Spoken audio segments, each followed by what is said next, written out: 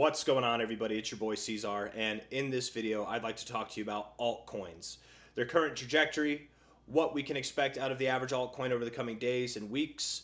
We're going to use the others chart, which is essentially the altcoin index, to measure and forecast where the directional heading is going to take us and when it's going to get us there. We're going to look at price predictions, all that stuff. If that sounds good to you, hit the like button, subscribe if you want to see more content like this, and let's get into it, okay? So this is not talking about every altcoin, just the average altcoin, right? Every altcoin, any altcoin can do its own thing, right? That they're not all obligated to do what's going to be forecasted in this video, but understand that the average altcoin will likely adhere to whatever forecast we come up with by the end of this video. Assuming that I'm right. I can be wrong. I've been wrong before. I'll be wrong again. I've been right before. I'll be right again. Who cares? Let's do some analysis here, okay? For what it's worth, for anybody who's watching this for their first time, I have been doing technical analysis for about 10 years now. This is my third bull market, so I have a little bit of experience in these matters. I'm definitely not an expert, but, and again, as I've said before, I've been wrong before. I will be wrong again. So take this all with a grain of salt. This is not financial advice. I'm not a financial advisor. But here we are. $296 billion across the top 100. It says crypto total market cap. It's the top 125 coins, last I checked, excluding the top 10 cryptos. With that in mind, you know, if this chart here on the daily time frame is down about 3%, you'd go through your altcoin list and you'd see that the average altcoin is probably down about 3%, maybe down a little bit more, maybe down a little bit less, but the average altcoin altogether, especially in the top 125 coins, they're down about 3% today, okay? So if we're looking at this here, I actually want to look at it on the weekly time frame. Normally we build out, we go from the 1 hour to the weekly, but I actually want to build down from the weekly and lower. First and foremost, this has been a very prolonged, stagnant period in the altcoin ecosystem as a whole, right? We've been moving sideways now since March of 2024. When I say moving sideways, it's not like we're flatlining. We've moved down, we've moved up, we've moved down, we've moved up, but really we're still right around where that flat line is, right? We're not moving too much. Volatility here and there, great for trading, not so good if you're holding, or maybe it's good for holding, depending on how you look at it, right? If you're allocating more capital to the markets on these dips, then it's actually been very lucrative for you. And we definitely have. We've been buying the dips, we've been buying the rips, we've been buying all of it, man. And we're just waiting for that finale phase to kick off, which I really do believe we're about to see. We are about to see this finale phase kick off, but understand where we are first, okay? We have this little dynamic here between this low and this low, and if we extend this line out here, we extend it to the right, you can see that we could, doesn't mean that we have to, but we could drop down more, provide a higher low in this range that we've established since April 7th of this year, and then rip and break out to the upside. Just because we're in this upward sloping channel right now doesn't mean that we have to break out to the downside. We can. A lot of people think that whenever you have an upward sloping channel, that means you have to break out to the downside. You can break out of it to the upside, and sometimes you do. Oftentimes enough you do. You had an upward sloping channel here. Oh, I can't draw it to save my life, but you can see that, right? Upward sloping channel, and you broke out of that to the upside. Let's see. You had I was going to say a downward sloping channel. You broke out of it to the downside, but not there. That can happen too.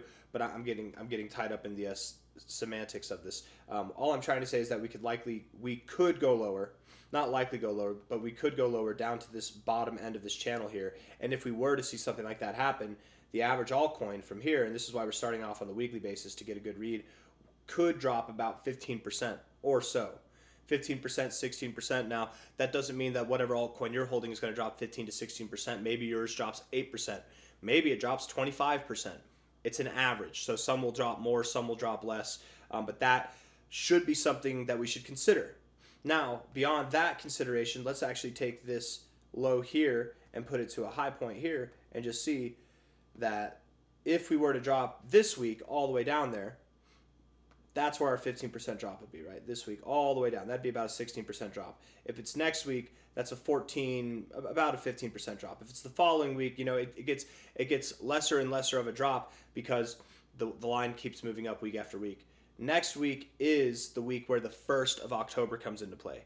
And the 1st of October is a big day because the Senate, the Committee on Finance, is going to discuss taxation of digital assets. They're going to talk about that on the 1st. So I'm assuming there's going to be some interesting price action that takes place around that date. So that would be this week here. This week ties up very well with about a 15% drop. So that would be next week.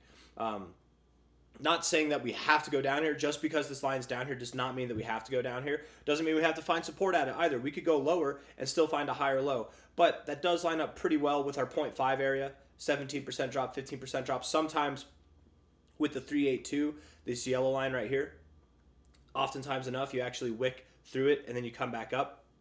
So it's very possible that we do find support around this area in the form of a wick and then we close back up. But I would assume sometime on the week of the first day of October and the week after that, somewhere in that time frame, will be when we find our low across the board for Bitcoin, Ethereum, for altcoins as a whole. That would be whenever I expect that we find our low. So not this week, but maybe next week or the week after would be when I would expect that we find our low. And in that time, if we see a week like what we've seen this week so far or bigger, we could certainly make our way down there. We could certainly see the average altcoin drop about 10% or more is what I'm getting at. So far, I think the range that we've established should be something considered on the lines of like a 10 to a 15% drop, maybe a little bit more, maybe a little bit less, you know, here or there, depending on what altcoin it is. The further outside of the top 100 you are, the more likely you are to drop more than this average. The closer to the top 20 that you are, the more likely you are to drop less than this average. Unless you've just gotten into the top 20, you're a brand new coin, in which case you're probably going to dump really freaking hard.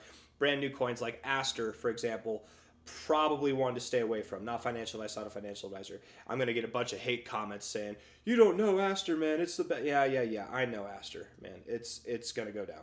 Stay away from it. And then whenever it dumps, I'm not going to be here to say I told you so. You're not going to be here to say sorry.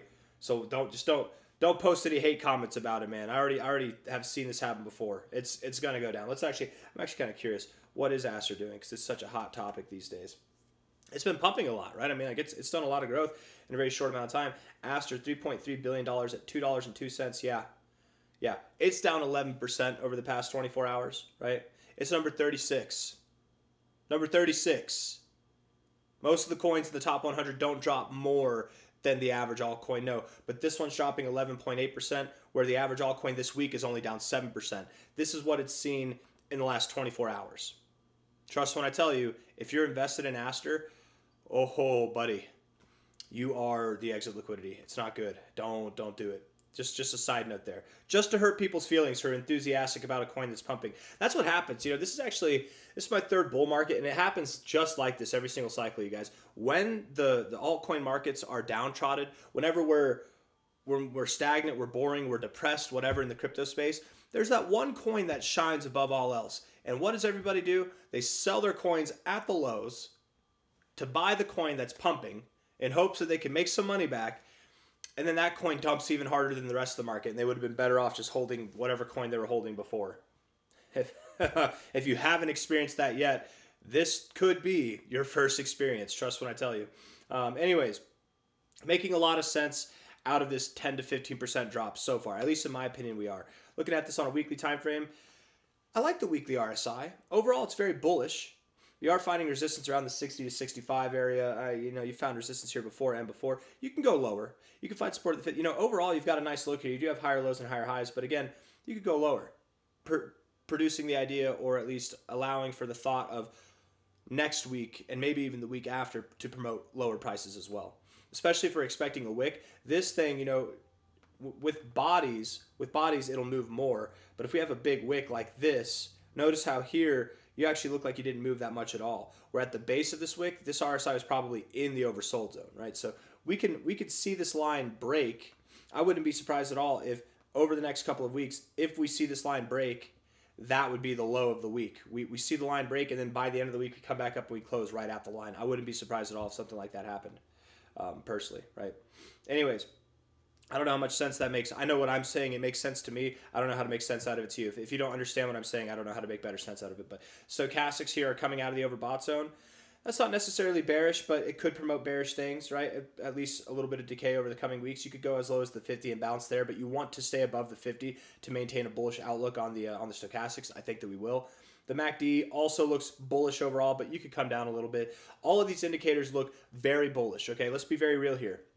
We've talked a lot about the downside, but the altcoin markets are in a very bullish posture. That's why we talked about this at first, right? You had to move up Very nice move up, and now you've been boring. Even though we've been boring, consolidating at the top of a move up like this, consolidating right below your current all-time highs, it's not a bearish thing.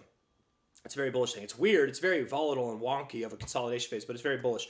Overall, we have a very bullish dynamic at play here that's going to allow us to see growth throughout the whole altcoin space and see new all-time highs as far as this chart is concerned, right? For the average altcoin, we're going to see new all-time highs. But even with these bullish implications in all three indicators right now, they all allow for the price to come down a little bit before going higher. So don't be surprised if we go down a little bit, right? Especially with Bitcoin looking sick the way that it is, especially with Ethereum looking sick the way it is. A lot of people are calling for the bottom here. I don't think that we're at the bottom for ETH or for Bitcoin, you guys. I think we have lower to go. The low we hit was 3,926. Is that true this week? Wow. I'll be honest, that could be the low for Ethereum. I wouldn't be surprised if we went lower, though. Go a little bit lower just to scare people. It's taken a second to load. I'm kind of curious. No, that's real. Wow. Wow. I wouldn't be surprised, man. I mean, we got a lot of time until the first day of October. I wouldn't be surprised if we went lower. Everybody's calling for the low to be in. They did the same thing back here, right? We've been skeptical of these lows. Anyways, others chart going down, working our way down to the daily time frame. I think we made enough sense out of the weekly time frame. The daily time frame. Let's see if it agrees with the weekly. Well, the RSI is rejecting the overbought zone. You're in an area where you actually do like to bounce, which is nice because Ethereum also being here, let's be real, out of all the past few days, this is the most realistic area to bounce from.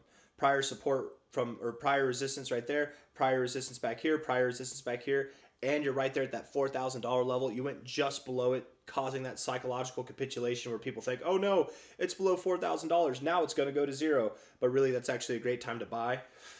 It's possible that we find support here. I want to look at this real quick because we're talking about altcoins, so we should talk about Ethereum too, right? I think that makes sense. If you're getting thrown off by that, I don't know. We gotta work on that, man. Ethereum is definitely essential to analyze when talking about altcoins. Look at that. The 236 is all the way down at 3,600. I'm not saying Ethereum's going down to 3,600. I'm just saying it could happen. It could happen, and it would not be a problem. It's actually very bullish, no matter what fib you're drawing from what time frame. It's very bullish to bounce off of your 236. So it might sound kind of weird to say this, but $3,600 would be a bullish level to hold as support, actually. And it would make sense. It's our only next kind of fib area. Now, that would be about a 10% drop. If Ethereum drops 10%, could the average altcoin drop about 15%? I think so. I think so. Could they drop more? I think so, right? Does it have to drop 10%? No. You know, the average altcoin doesn't. Look, Ethereum's down 3.5% today. The other chart today is down. Come on. Come on, baby. Load up for me. It's all frozen. I love it whenever you freeze up on me. Come on now. We're going to have to turn up the performance here. The average altcoin's down 3.3%. Ethereum's down 3.5%. So if Ethereum were to drop 10%, the average altcoin dropping 10 to 15%, it all sounds about right, doesn't it? I think it all sounds about right. I'm just saying. I'm not saying that it will happen. I'm just saying there's a lot of longs that need to liquidate for Bitcoin. There are probably a lot of longs that need to liquidate for Ethereum as well. Oh, look at that. There's actually a lot of shorts. That's nice. That's nice. So there is hope. That's great. Man, there are a lot of shorts that need to get liquidated. Oh, wow. Yeah, Ethereum's getting ready for something fierce, you guys. There are some longs still, but man, Ethereum is getting ready for something fierce here. Whenever Ethereum moves up, whenever it shows health, I would imagine the altcoins show health as well. So let's talk about that real quick, actually. If I'm wrong, what to look for if I'm wrong, okay? Because that's never happened before, but you know, there's a first time for everything. If I'm wrong, we'll know that I'm wrong because the average altcoin here from the current price, if we see the average altcoin move up about 7% from here, we're closing above this golden ratio on the other chart on a daily time frame, 2 days in a row, closing above the golden ratio. At that point, I'd say I'm wrong. 2 days in a row, right? Not 1 day, not like this. No. 2 days in a row. We close above the golden ratio twice in a row after this kind of productive higher low. I would have no choice but to admit that we're not going lower, that instead we are moving higher. And that's fine. That means no 10% to 15% drop. I'm mainly basing that off the thought that Bitcoin continues to go down. So then I would think Ethereum continues to go down too. But again, Ethereum is at a really good area to find support as far as price action goes. As far as the fibs go, to me, it would make a lot more sense that we do go down just a little bit more to that 236 area right there at $3,667. A little bit lower, right? We've kind of broken out of this already. Why not make the move down? I wondered, can we make sense out of it this way too? Let's just see. Let's take this pivot low here to a high there. 1414 right below.